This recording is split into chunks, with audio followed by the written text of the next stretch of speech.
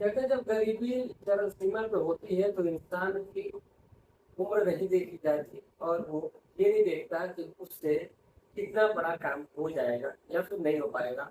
हर कोशिश हर प्रयास करता है, चाहे जो भी हो जाए मैं इस काम को अंजाम दे करके ही रहूँ। इसी की मिसाल बनता है एक लड़का बिहार का नाम विशाल होता है, जिसकी उम्र लगभग 14 साल का है। उस लड़के ने वो कर दिया जो एक लड़का 20 साल 25 साल की उम्र में नहीं कर सकता। उस लड़के ने ये कर एक मिसाल कायम कर दी। लेकिन फिर उस लड़के के साथ जो हो जाता है उसको सुनने के बाद हर कोई परेशान हो जाता है कि आखिर इस लड़के के साथ ऐसा कैसे हो गया। दरअसल जिस गरीबी को झेल करके लड़का आगे बढ़ा था, उस गरीबी में ही फिर उसको उस अंजाम तक पहुंचा दिया जाता है कि जिसके बाद परिवार के जो लोग हैं वो टूट जाते हैं, बिखर जाते हैं।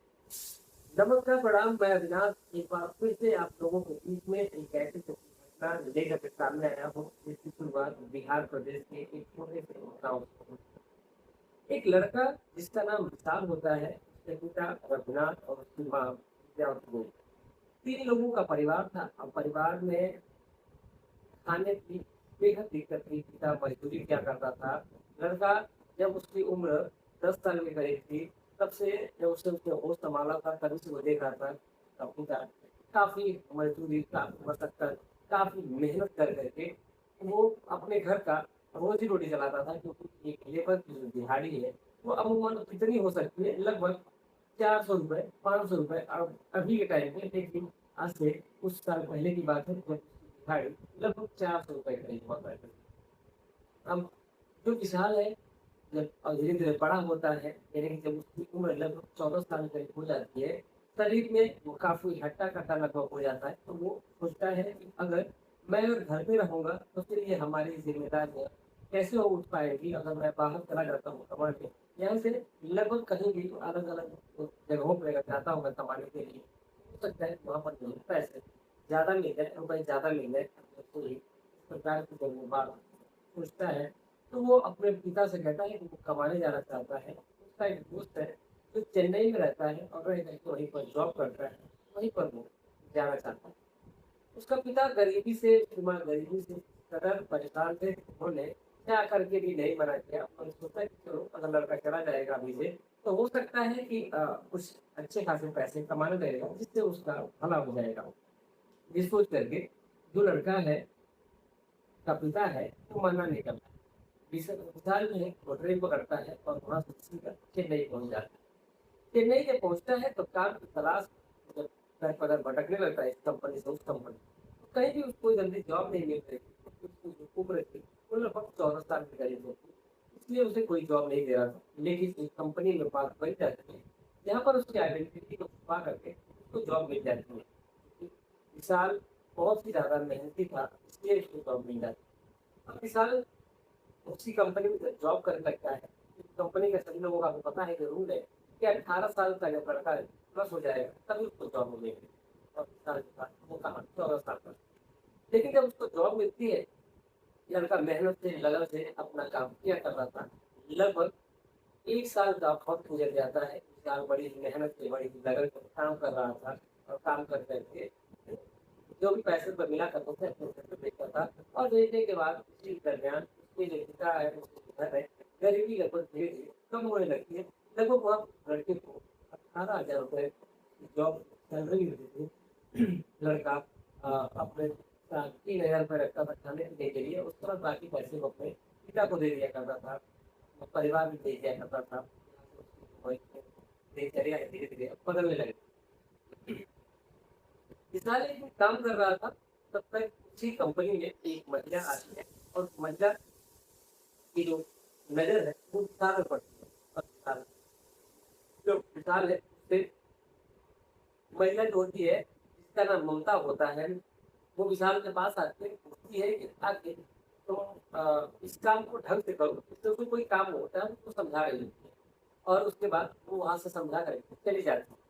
जो महिला है लगभग कंपनी में 4 महीने पहले आए थे। लेकिन अब से पहले उसने विशाल को देखा नहीं था, क्योंकि विशाल कभी डे में कभी नाइट में ऐसी उसकी ड्यूटी लगा करती थी। तो वो अलग-अलग टाइम पे आता था तो महिला से उसकी मुलाकात नहीं हो पाती। लेकिन जब वो उसी दिन जब लंच का टाइम होता है, क्या करते हैं, सभी लोग लंच कर रहे होते हैं, वो जो लड़का है वो कुछ नहीं करता है, बस पानी की बोतल लिया रहता है और बैठ करके चुपचाप आराम से जहाँ पर सभी लोग लंच कर रहे थे वहीं पर बैठा हुआ था, पानी पी के बैठा गया था। लेकिन जब ममता होती है, जब उसकी नज़र विशाल में पड़ती है तो वो विशाल के पास वो अपने पास बुलाती है और कहती है, यहाँ आओ। विशाल जब आता है तो कहती है कि तुम सभी लोग लंच कर रहे हैं, क्या तुम लंच नहीं लेकर के आए हैं? लड़का कहता है कि नहीं, लंच नहीं लाया, कंपनी रूम पर से बाहर खाना बना करके खा करके गया है और अक्सर वो खा करके ही आता है, हमको लंच दे करके नहीं आता। महिला जब इस बात को सुनती है फिर वो पूछती है, तुम्हारा घर कहाँ है, तुम्हारा पता क्या है, तुम कहाँ से आए हो? जब लड़के से इस प्रकार की बातें जब पूछी जाती है, जो लड़का होता है बता देता है कि वो बिहार के एक गाँव का रहने वाला लड़का है और वहाँ से अपनी स्थिति को सुधारने के लिए वो यहाँ पे आया है। लड़का काफी मेहनत लग रहा था, मेहनती लग रहा था, लगनशील लग रहा था। लेकिन जो ममता होती है, जब उसको पता चलता है कि लड़का बिहार का है, तो वो काफी खुश होती है और बताती है कि मैं भी तो बिहार की ही हूँ। और बिहार का एक गांव बताती है, जो गांव लड़के के घर से लगभग 40 किलोमीटर दूरी पर था। अब दोनों एक दूसरे से बहुत देर तक बातें करते हैं और बातें करने के बाद फिर वो अपने अपने काम पे लग जाते हैं। अब ममता अगले दिन जब आती है तो एक टिफिन अलग से लेकर के आती है विशाल के लिए। और जैसे ही विशाल के लिए टिफिन आती है, लंच होता है, विशाल को अपने पास बुलाती है और फिर उसको बैठा कर खाना खिलाती है। कहती है कि हम देखो, क्योंकि हमारे तरफ से ही हो और मैं भी तुम्हारे तरफ से ही हूँ, कोई दिक्कत की बात नहीं है, तुम हमारे साथ लंच कर सकते हो। इस प्रकार की जब बातें करती है विशाल को बड़ा ही अच्छा लगता है और वो उससे बातचीत करता है। अब ये सिलसिला अब चलने लगता है। एक दिन शाम के वक्त वो अपने घर में विशाल को बुलाती है और कहती है कि मैं आज लंच में तुम आज हमारे यहाँ आओ। कहता है कि माफी चाहते हैं, डिनर में आज हमारे यहाँ आओ। डिनर के हिसाब से हम लोग एक ही साथ बैठ कर खाना खाएंगे। जो विशाल का कमरा था उसके कमरे से लगभग 8 किलोमीटर दूरी पर था और वो दोनों एक दूसरे के साथ ही एक कंपनी से ममता के घर जाते हैं और वहाँ पर शाम का खाना बनता है, क्योंकि ममता अपने पति से बता ही रहती है कि कंपनी में लड़का है जो बिहार का ही है और अपने तरफ का ही लड़का है लगभग वहाँ से 40 किलोमीटर दूरी है। तो उसका जो पति विनोद होता है वो भी काफी खुश होता है और उस लड़के को बुलाया जाता है, तो लोग बैठ कर बहुत सारी बातें करते हैं।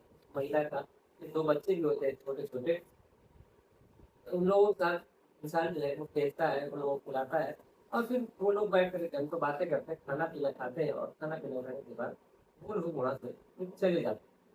अब विशाल वहाँ से जाता है, फिर अगली सुबह फिर वो अपने कंपनी में जाता है, मिलता है, काम धाम जो होता है वो सब करता है। और अब ये सिलसिला डेली का बन चुका था। एक दिन फिर ममता जो होती है विशाल को अपने घर पे बुलाती है और कहती है, क्योंकि उस दिन उसका पति जो है वो बाहर चला गया था कहीं कंपनी के काम से। तो कहता है, ममता अपने पति से कहती है कि अगर आपको बुरा न लगे तो मैं विशाल को आज बुला लूँ, कि मैं भी अकेली रहूंगी और सभी बच्चे भी रहेंगे तो वो भी रहेगा तो मन सबका लगा रहेगा और दिक्कत कोई बात नहीं है।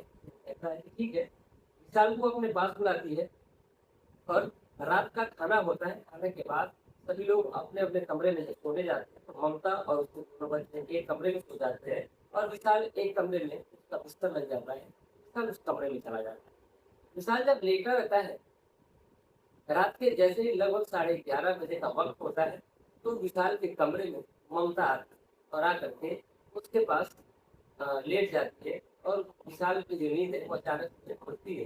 तो फिर विशाल उस ममता को अपने पास से देखता है, तो फिर ममता आई रहती है, विशाल को पता लग जाता है और फिर वो ममता से कहता है कि अरे आप, तो कहती है कि हाँ मुझे नींद नहीं आ रही इसलिए मैं तुम्हारे पास चली आई हूँ और मैं सोचती चलो तो बातचीत करूँगी, सोई हुई थी, इसलिए मैं तुमको जगा दूँ।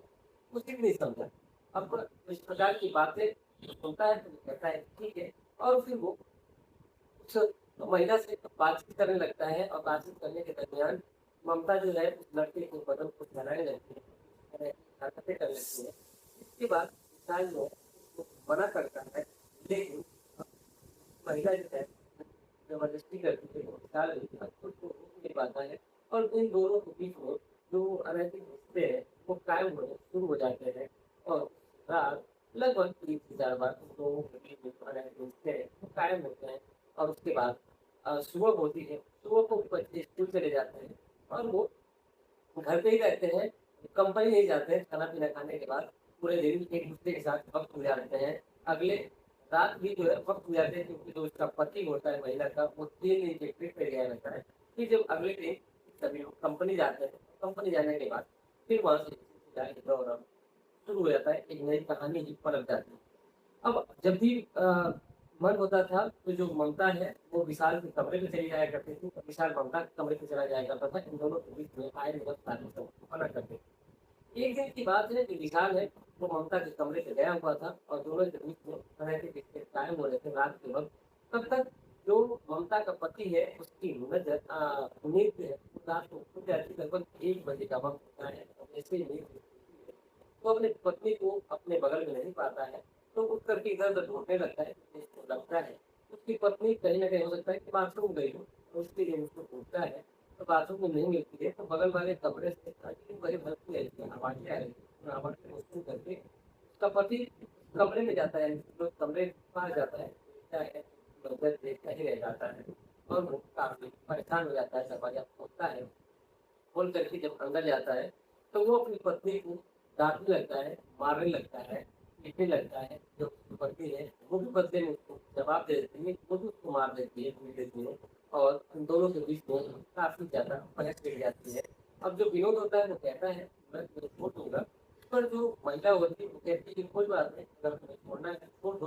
बात ज़्यादा दूर पकड़ लेती है और अगली जब सुबह होती है, जो विनोद है, अपने बच्चों को लेकर के वहाँ से अपने घर चला जाता है, यानी कि अपने गाँव चला जाता है। जब विनोद अपने गाँव आता है, ममता उस लड़के के साथ, वो तो विशाल के साथ रह रही थी। अब दोनों कंपनी कम जाते, एक-दूसरे के साथ ज़्यादा वक़्त गुज़ारते, एक-दूसरे के साथ ज़्यादा टाइम स्पेंड करते। लगभग ऐसा ही सिलसिला 4 महीनों तक चल जाता है, कभी कंपनी जाते, कभी नहीं जाते। अब ये सिलसिला चल रहा था।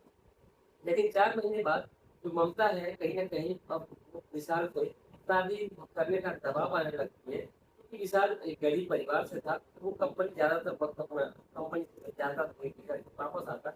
उसके बाद जो पैसे वगैरह आ करते थे, वो अपने घर पे ही भेजा करता था और ममता भी उसे कुछ मदद कर दिया करती थी, ममता को कुछ पैसे दे दिया करती थी। मिला करके वो अपने घर पे, अपने गाँव में पैसे भेज दिया करता था।